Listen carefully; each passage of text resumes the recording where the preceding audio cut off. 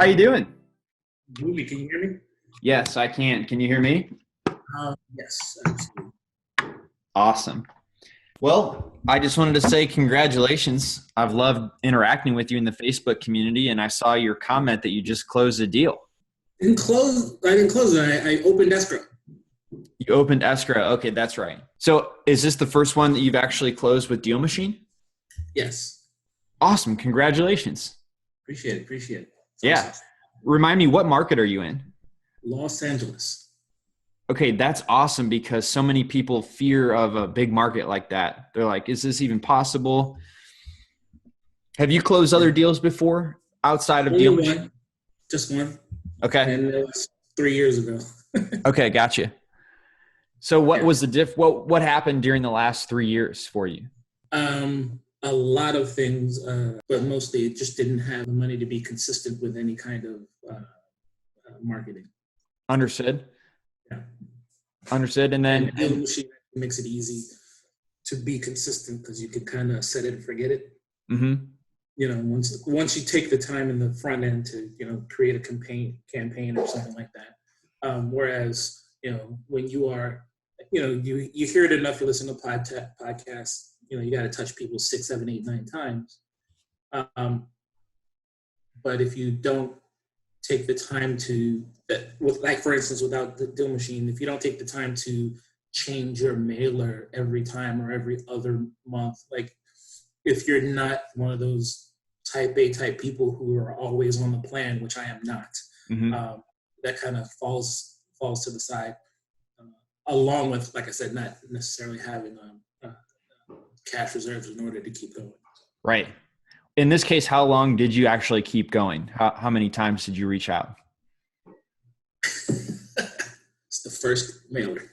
Oh, funny. That happens too. That definitely happens too. It's just, I think people get into a tricky situation when they expect that to happen, Yeah, it's definitely situational. And it's probably, I don't know if it has anything to do with what we're dealing with right now, but I mean, it's very specific. This is a home in Los Angeles. These people live in Garland, Texas, and I looked it up, which is like right outside of Dallas. Okay.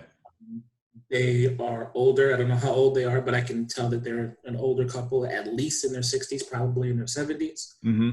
It was probably time, and I believe they said the place has actually been vacant for about 10 years.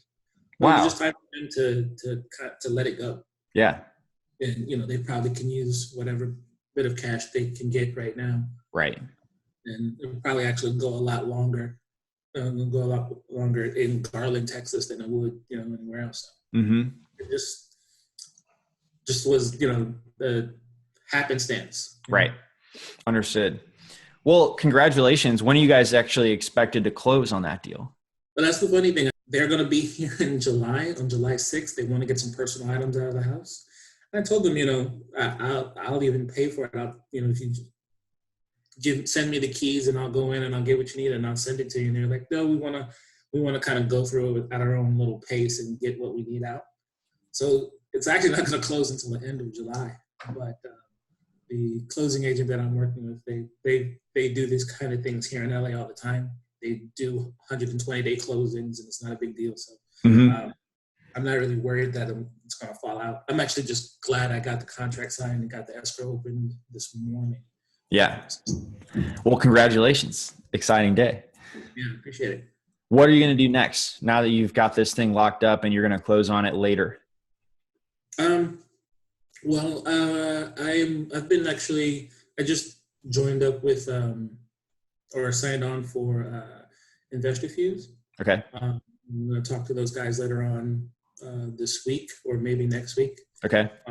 And I went through like a short training that they had, and something I've thought about before but never actually implemented was kind of really, they're all into the 80-20, and I totally agree that vacant homes are probably the best things to target. And then somewhere in the back of my head, I was like, and vacant homes with people who are either deceased or the owners are out of state, probably really where I want to focus. So I've started to kind of go through my list and figure out where, what those homes are. Um, did you give me the link to American Skippers? Yeah, I did. Yeah, so I didn't send them an email yet, but I took some of my stuff from DealMachine that had returned, and some stuff that I knew was boarded up that I'm not getting any replies on, and I sent that to them. And so like I've got about a list of 30 that I'm going to try to find friends and family. So I said all that to say I'm going to target stuff that is either deceased or that I know for a fact is boarded up, because a lot of times in LA stuff is vacant and you can't tell because people are paying the taxes and keeping it up. They just, I don't know why they're not selling it. But then when you come across the ones that are definitely vacant, those are the ones I feel like I can try to figure out why nobody's replying or what's going on. The taxes are being paid, but there's no communication. Yeah. I found one when I went to American Skippers. It's still in the name of the owner, but the owner's age shows up as 109. So obviously that person is, deceased. It's just a matter of tracking down family and right. If they even know that they have this piece of property. Mm-hmm. Oh man, that's crazy. 109 years old. Yeah. I mean, they're most likely dead, but they probably they could be. I mean, what's the record? How old has a person ever been? Probably like in the teens, I think. But even American Skipper says that person is deceased. Oh, okay, understood. But it's just amazing to me that people actually don't take the. I don't know if it's an advantage. Like you can't get the tax advantage if you don't put it in your name. So I don't know why people just let stuff, stay out there in deceased people's names. Right.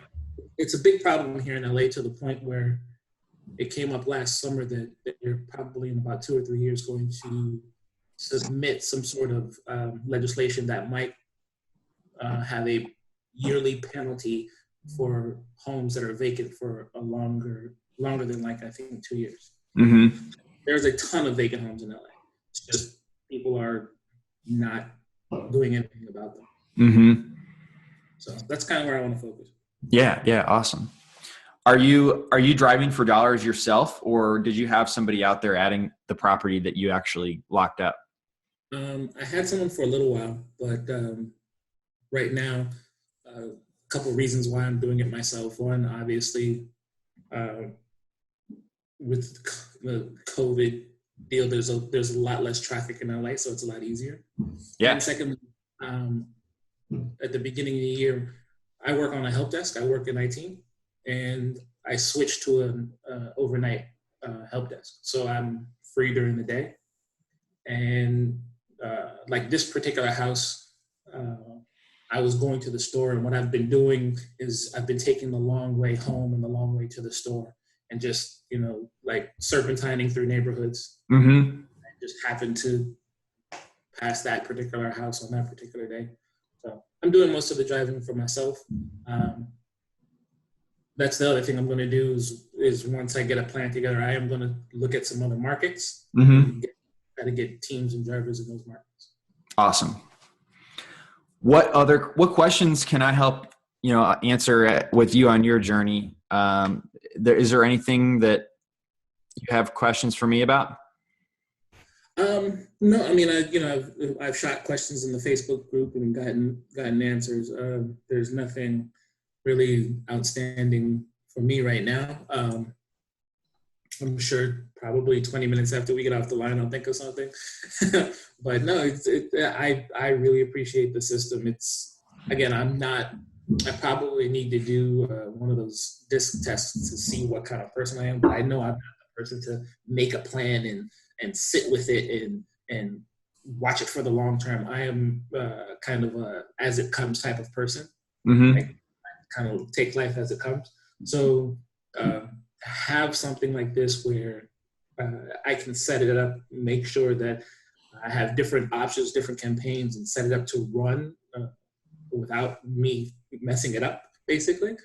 I really appreciate the system. So you guys keep adding things that I wouldn't even think about, like the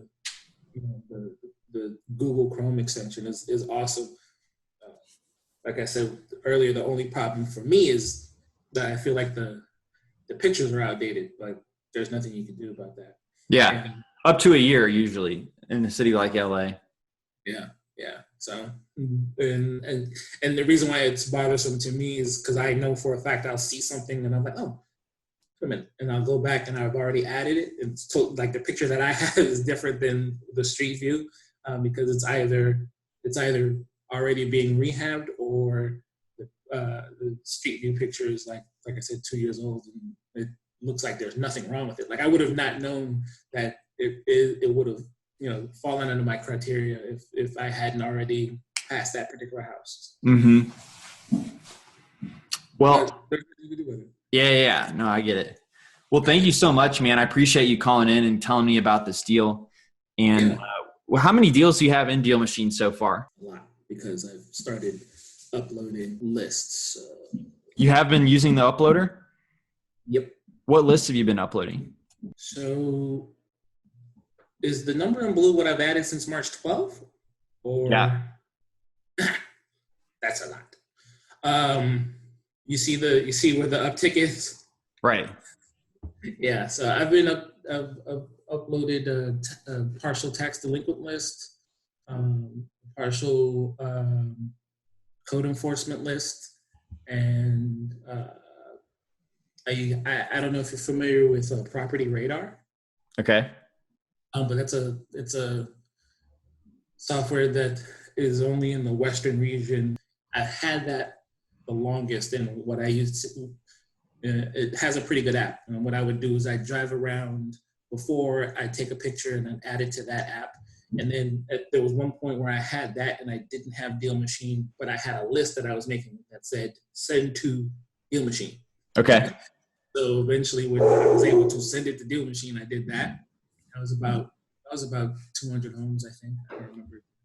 And then another thing I'm interested in is vacant lots. There's a lot of vacant lots in LA.